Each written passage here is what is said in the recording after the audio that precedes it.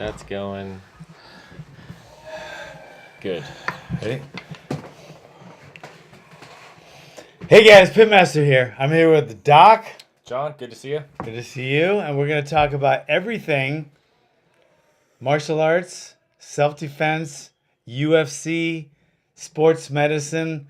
We have a cornucopia of things to tell you about today. First thing we're going to do is we're going to go back. We're going to revisit the UFC. It was from Shanghai or Singapore. Different. Singapore. Or Taipei, Singapore. Okay. Singapore. Does anyone out there know the difference between Singapore, Shanghai, and Taipei? Right? Put them in the message. Put it in the comments because I don't know the difference. I'm not really good like those new Asian places. Like I know Japan, China, Korea, Vietnam, Thailand, but then like Singapore, Taipei, they just seem like they're kind of offshoots of China. Like even Hong Kong, where they speak English and they have English like British accents. I can't understand. But anyway, okay. So fights were out of Shanghai, right? Somewhere like that. Singapore. You're close. Close enough. Okay. I'm sure there was a lot of good fights. They were on at like 5 in the morning. 5 in the morning. And I just didn't get that worked up about it, and that's my bad. I'm sorry. I did want to watch Cerrone fight no matter what. I always want to watch Cerrone fight. His opponent was really good as well, Leon Edwards. But I mainly just wanted to see Cerrone fight and OSP. I love those two guys. And the other guys, I just didn't know, and I'm sure there was a lot of good fights, and I apologize for that. But let's talk about Cerrone first. Cerrone fought Leon Edwards. Leon Edwards is quite a bit younger than I think Donald Cerrone's 35 years. Or 36. Yeah, he's probably 10 years younger. He's had a lot more fights. Yeah, he's had a lot more fights, more than twice as many. Donald Cerrone's just up there. He's just like right there. He's just always like one step below, like the top of the top. But he is up at the top. He's not a journeyman. Like there's journeymans out there, and there always has been in all combat sports. So Cerrone's not considered a journeyman. What do you consider a journeyman? A guy with instead of a 33-10 record, a guy with like maybe a 25 and 25 record, or maybe even a 25-30 record. Someone that's not really dangerous, like a knockout puncher, like Cerrone is. Maybe not like somebody that could just submit you from the bottom like Cerrone can, but someone that's tough enough for you to be tested against. You know, he's a journeyman, and he's the kind of guy that you want your up and coming younger fighters to go against. I would consider Donald Cerrone more as a like a gauntlet, like he's the gatekeeper. He's more of a gatekeeper of the top. He's a gatekeeper of the top 10. He is. He's sitting right there. He's a gatekeeper, and you don't want your beginner fighters who has had like 5 fights and they're up and coming fighters. You want them to fight journeymen. Right? A journeyman is a step above a tomato can. A tomato can would be like a 10 and 35 fighter. 10 wins, 35 losses.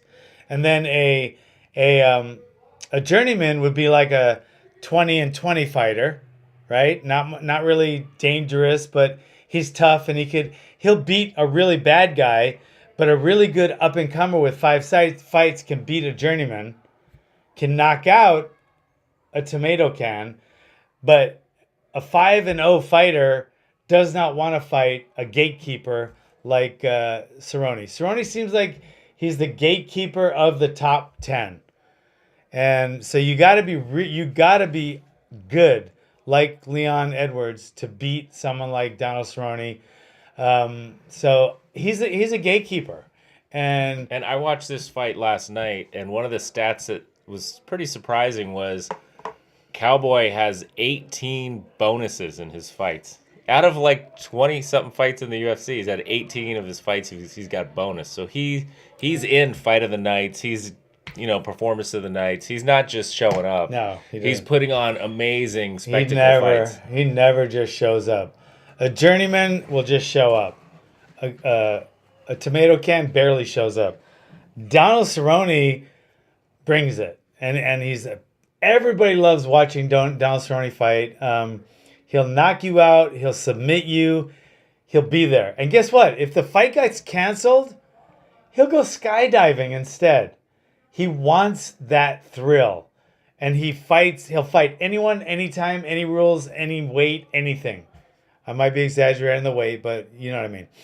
He'll go deep sea diving one week, then he'll do like a motocross race, and then he'll skydive, and then he'll fight. He is a thrill seeker, and just he's really fun to watch. And he was fun to watch this fight. I mean, I think, and a lot of people don't get this, then they might disagree, but to me, that cut he got in the first round, now we find out he was sick the day of the fight. He was puking. But he didn't want to bring it up to Dana or the medical staff because they would have pulled him from the fight. He didn't want that. So he was puking and stuff, but he went out and fought anyway. So still put on a really good show. What about the cut on his face? But he got cut in round 1. When you get cut, people don't really understand that cut takes so much out of a fighter. You don't realize it, and the commentators say, well, it's not really going in his eye, which it wasn't. It was a little to the side. But seeing your own blood, feeling your own blood, tasting your own blood. It's a distraction, too, because he kept wiping at his face. It's a major distraction, and it's a hump you got to get over. It's something that's playing in the back of your mind all the time, and it brings you down. It does bring you down in a fight. Once you start bleeding, especially from a cut, it's a negative on you. And getting in the first round of a 5-round fight, you're fighting uphill that much more. Fighting Leon Edwards already, I mean, it was an uphill battle. Now fighting him sick after being thrown up, during that day, now it's even more of an uphill. Now getting cut by an elbow in the knee in the first round, I mean, it's like that's a mountain like this, and a lot of fighters wouldn't have performed the way Cerrone did throughout that fight. Not taking anything away from Leon Edwards, but major kudos to Cerrone and the way he fought and the way he always fights and the way he represents himself, his gym, the sport, the organization, his opponent. I think he was nothing but class. So great fight. His cardio is probably unparalleled. His cardio is ridiculous. It's 5 rounds, and he looked great in round 5. He won a lot almost. I don't know. His corner, I wanted to ask you about that. His corner said going into round 5, they said, we're all tied up with rounds, which I don't think they were. No, that was terrible. But that as corner advice, it's terrible basically advice. Corner advice, I don't know what your advice would have been, but basically you got to knock him out in round 5 because you're down on the scorecards. Yeah, and the only thing I could say for that would be maybe they're playing the odds, maybe, and they just wanted him to eke out because they didn't want him to get. Maybe they knew how sick he was, and they didn't want him to push too hard and get knocked out. Where he had a chance of winning that round, he might have taken the fight if he won the round. I think he won round 5. Yeah, so he had a takedown, and he looked pretty good in round 5. But he just kept coming after Leon Edwards. At the end of the fight, it was a little entertaining because Leon Edwards was kind of in the last 10 seconds, he knew he won. I think he's kind of just running away. Yeah. And Cowboy went to the center of the ring and pointed at the mat like, let's just brawl for the fans the last 10 seconds. Yeah. And they kind of did. It wasn't that exciting, but Cowboy wanted to fight. So he always does, and he was pulling a what you call a Yant? Yeah, a Yant. Not a Yancey. It was yeah. This is the other Hawaiian. Yeah, there's the other Kanak. The Holloway, the champion. He pulled a Max Holloway, and It didn't quite get the same reaction, but Well, when Max did it, those guys just brawled. oh god. That was an amazing fight. But this one, Cerrone tried to stay in it, and then in his post-fight interview, I think these guys had some words before the fight, but afterwards they, were respectful to each other. Super respectful. Super respectful. But then Cerrone did bring up in the post-fight interview that he was sick, which I don't know how you feel about that.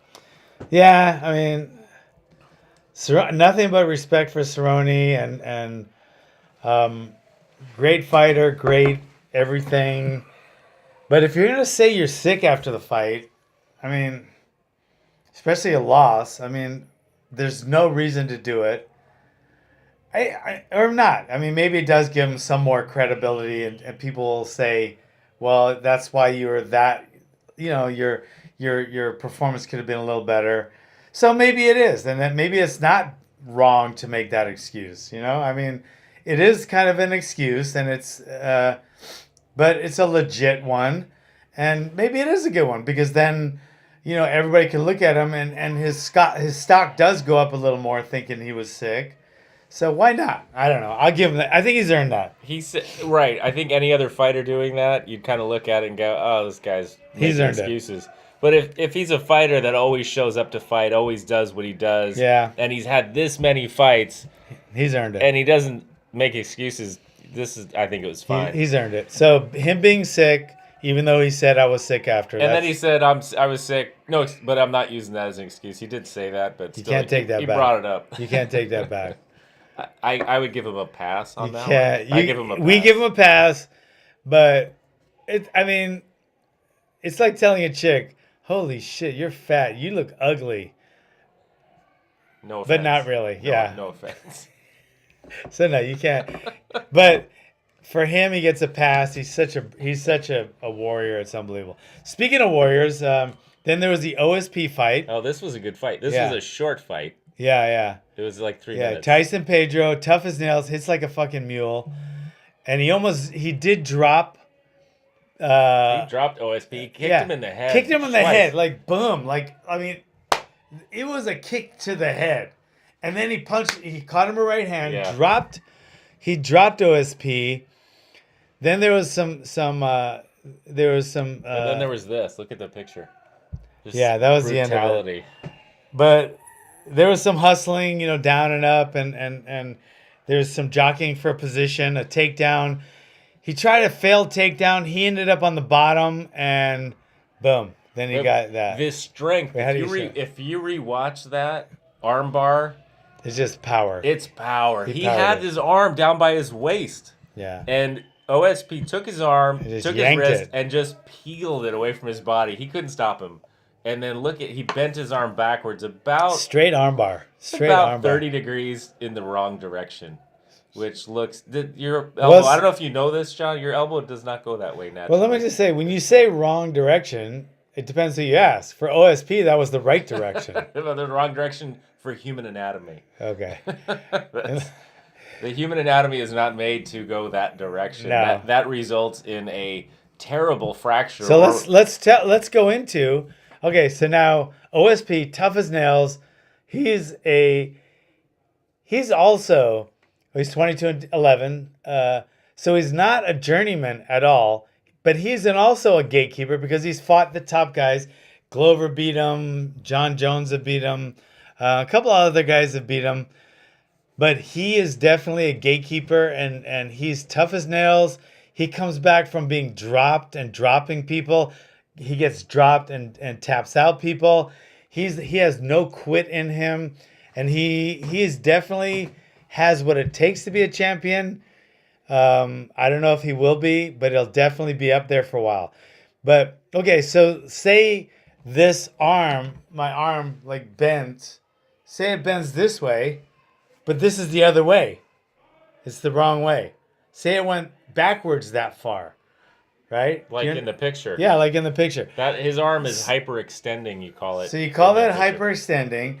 So if we went inside of his joint in his Not a happy joint. so where's his joint? What's happening? So the elbow joint's basically a hinge joint. So it basically has motion, just flexion and extension. And some people can most people can straighten their elbow to straight, 0 degrees, Yeah. just straight out. Some people are really super flexible. Usually it's women. Like the and Gracies. They can hyperextend their elbow 10 degrees maybe.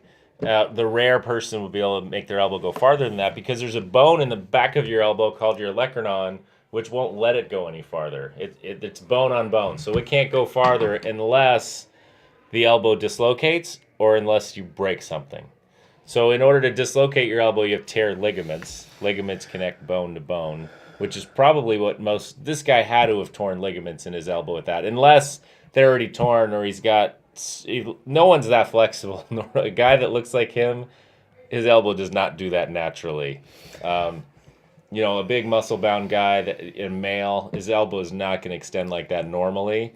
So in order to do that, he's torn ligaments in his elbow, which is a long road to recovery. And we'll see. I didn't see any medical suspensions yet on him or any results of how his elbow's doing, but an MRI would not look pretty. Poor guy. I just imagine not just the pain then, it's the recovery. The recovery is going to be brutal, and he's going to have to do everything from probably surgery. What do you think? Surgery? Not usually. Someone with a dislocated elbow can recover without surgery. The only people that don't do well with ligament damage in the elbow without surgery are usually throwing athletes. So pitchers that have to throw a 90-mile-an-hour fastball, they just can't do it when their ligaments are injured. But for a combat fighter, depending on what's wrong with his elbow, he may be just fine without surgery. Yeah. So we'll have to see if he broke anything or what happened. So I don't know any details yet. Yeah. Yeah. Anyway, bad injury, a position you don't want to be in the gym where someone gets you in an arm bar and they're a little overzealous and you don't tap and they do that to you in practice would be just horrific. That happens. Yeah. This happened to one of your fighters in a fight, though. And that was a regular arm bar.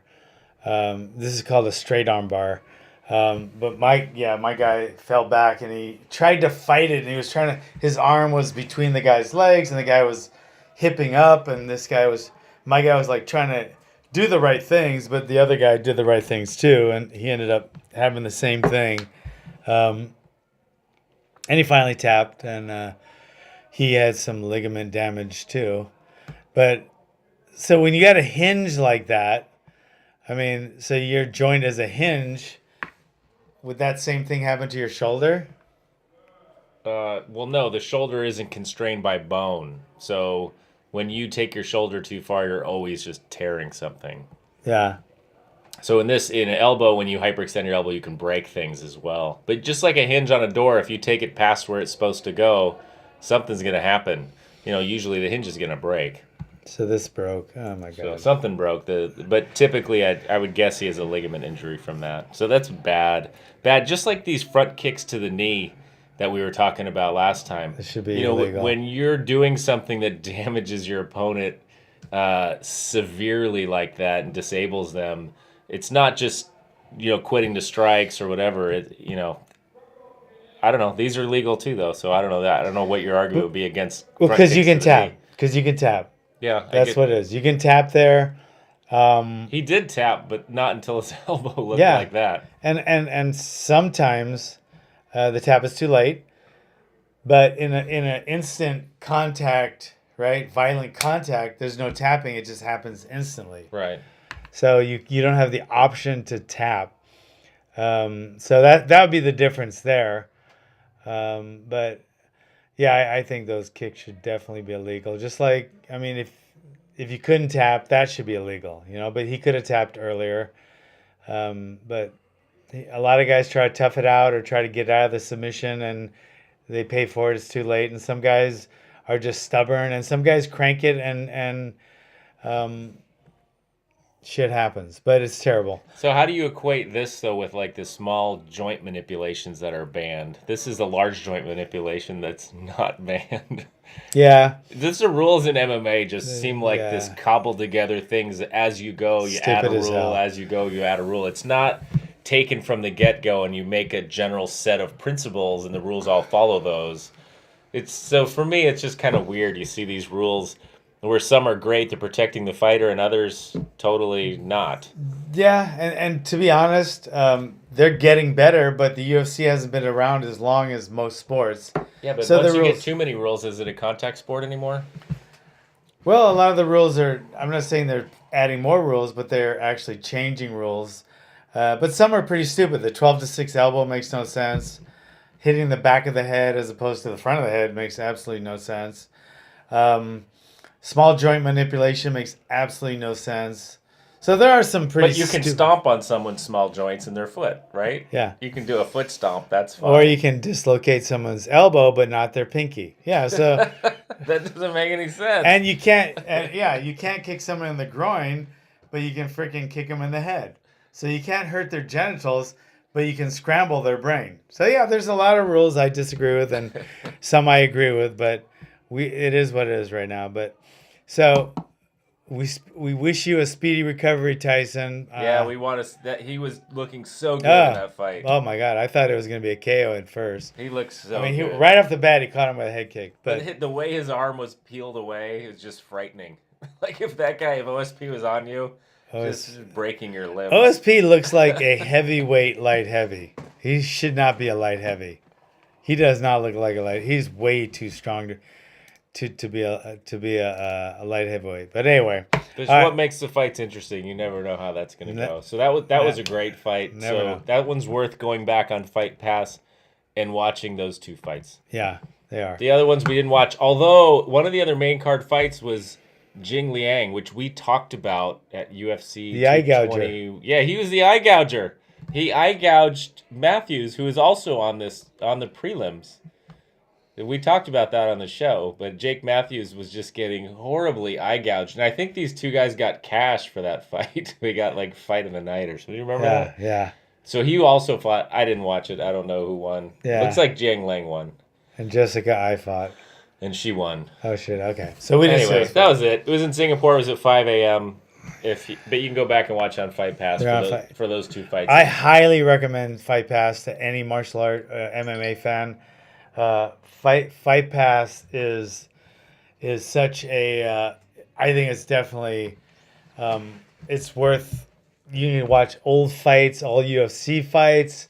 You can watch old Pride fights. You can watch like Invicta fights, and you can go back and watch fights. It's such a for $10 a night a month. It is definitely worth it. You can even like if you're and I've done this more than once when I'm out of town traveling and there's a UFC and I don't want to look around for a bar if it's a pay-per-view, you can get your pay-per-view on it. It is a no-brainer, worth it, $10 a month. What I use it for is if there's a big fight coming up, like the Stipe Cormier fight, you can go back and watch like the last few Stipe fights. Just real quick, you can fast forward through them, but they're all on there. You can go back and watch his last few fights, watch DC's last or big fights, and it's kind of cool before a big event like that. To kind of, it's like a recap. And it's really good for trainers because you can go back and watch. You know, maybe your guy's fighting a guy and he fought in the UFC or Pride or something. You can go back and watch video of them. So I highly recommend getting the UFC Fight Pass. They're not sponsoring us yet, but we recommend them. Speaking of tournaments, we had a kids tournament at our gym this weekend. And our rules are a little different. We have grappling, but we also do our Hawaiian Kempo rules, which means, the kids can punch, kick, they can knee, and they can also do takedowns. So it's kind of MMA-ish. But let me tell you, not one kid out of, 40, 50 joined the tournament. It was kind of a smaller tournament because it's summer. Not one injury. Now, no soccer, AYSO soccer game can say not one injury. But we didn't have one single injury. But when kids do that, like martial arts in and of itself, every kid should do martial arts. There's nothing even close to martial arts for building confidence, strength, mental and physical toughness, respect. There's so many things that it builds, but then it's kind of like it's all put together in a tournament because like I saw one of my kids. He's 11 years old. 11 years old. And I watched him in this tournament getting beat by a kid that was a little bit older and a little bit more experienced, a lot more experienced. And he was losing the fight. And I was watching this kid, like, he just, all of a sudden, he was transforming himself from losing the fight to where I almost stopped it. I was the referee, to all of a sudden coming back and just exploding. And during the length of that fight, which was about 2.5 minutes long, I saw this kid, his name's Talon. He will never be the same again. His confidence grew, 100 times just that day. It ended up being a draw, so they both tied for first place in their division. But I just saw him conquer fear within himself. I saw him get hurt. He got hit really hard in the body, and he got kicked in the groin. And he came back. And kicking in the groin is illegal, by the way, so I gave him a minute rest. But anyway, then he came back and he like beat this guy the last round. He'll never be the same again. He'll know that he can conquer things that he never thought he could. He'll know that nobody can ever take his lunch money.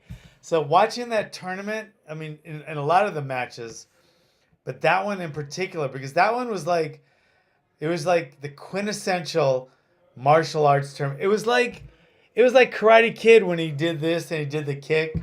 It was like that. It transformed him into a whole different person. Talon will never be the same again. Both of them.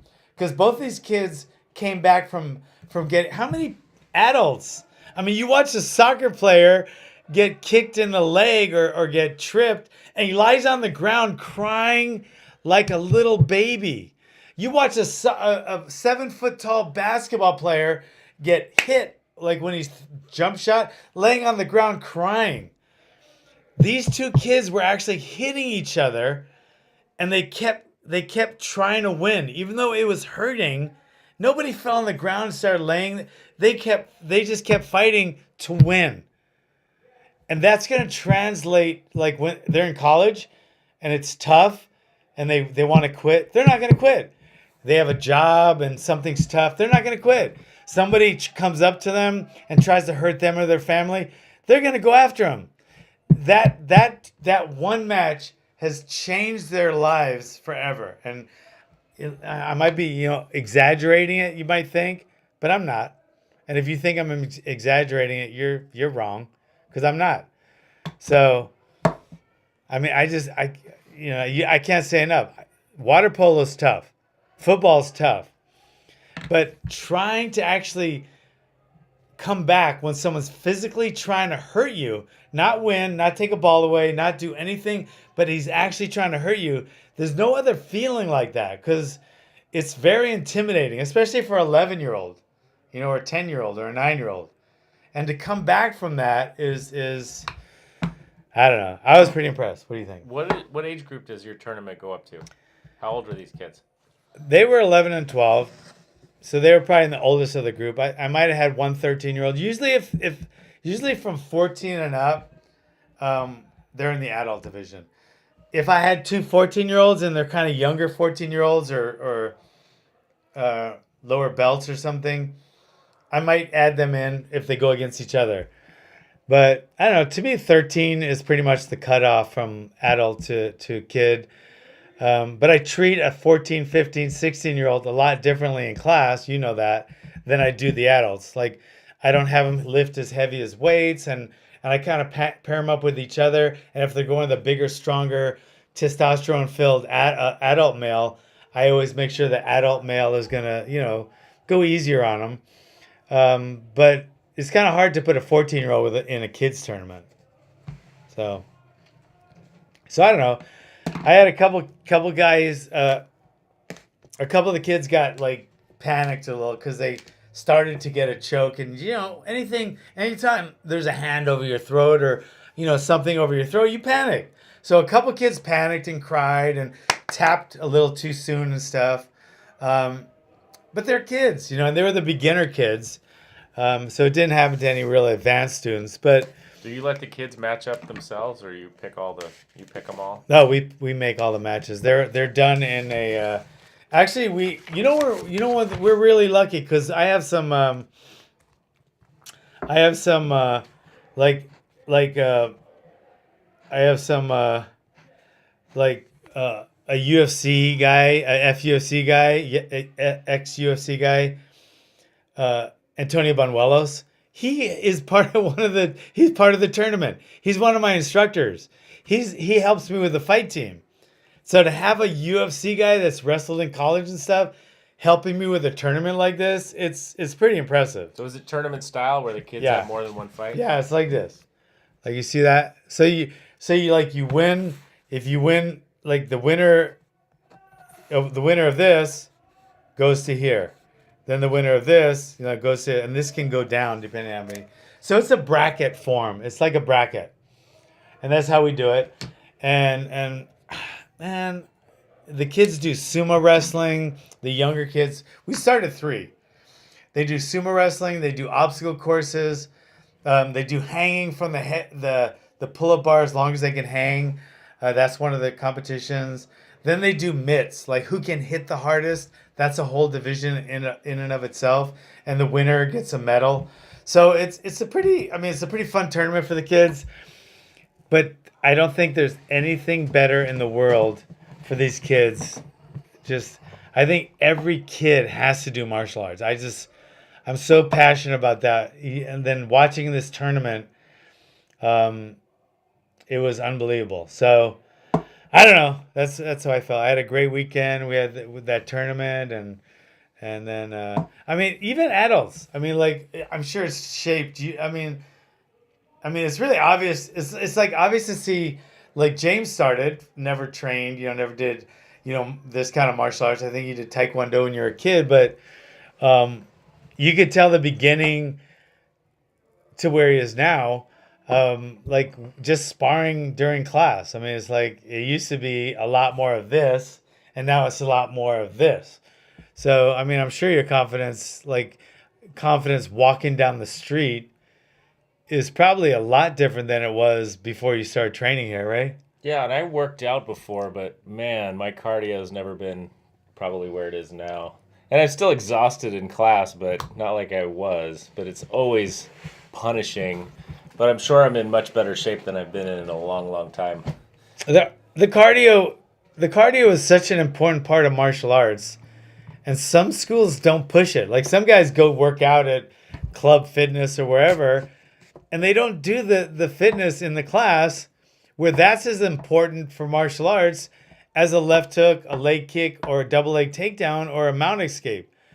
The physical conditioning is an equally important part of anyone's martial arts training because it should be taught in the martial arts school and part of the curriculum, because being in top shape when you get jumped in the street is every bit as important as the punching power, speed, and technique. So if you rely on your students going to an outside gym to do their conditioning, you might as well send them to a different gym to teach your striking too, because it's as important, and it has to be tested in class because it has to be tested as much as any other technique. And if you're not doing that and you're a martial arts instructor, you are without a doubt teaching a partial art, not a martial art. Well, I can't imagine doing it any other way. There's no other way to do it. I can't imagine going to a martial arts studio, doing the martial arts stuff, and then not doing the... Our cardio isn't, 15 minutes of the workout or whatever, after you're already done. Yeah. But that's huge. It is huge. And if you don't teach that as an important part of your teaching, you're not a martial arts school. You're a martial arts school. If you don't teach takedown defense, you're a martial arts school. You're not a martial arts school. If you're a martial arts school, be a martial arts school and teach martial arts. That's all I got to say. With that, we're out of here.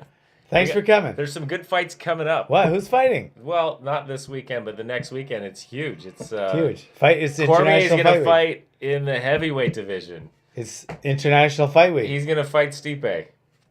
That's going to be a big fight. That's going to be fun to watch. We'll have to watch that one. I'm going to go see them in Vegas. All right? Yeah, you're going to Vegas. I'm going to Vegas this week.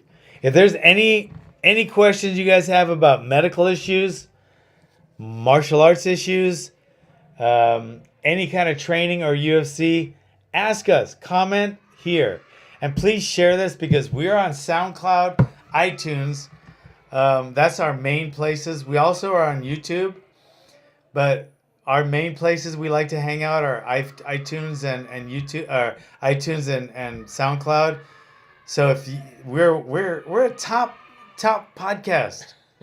And if anyone has any of these rules to add to our list of stupid or nonsensical rules, comment those, because there's an ever-growing list of just contradictory rules that when we watch these fights. If you send us a good rule that you think is stupid that's in the UFC... Oh, we'll definitely talk about it. I'll send you a shirt. The winner will get a Pit shirt. All right? All right, guys. Thanks for coming. All right, John. Take it easy. Okay. Good? Bang. Yeah.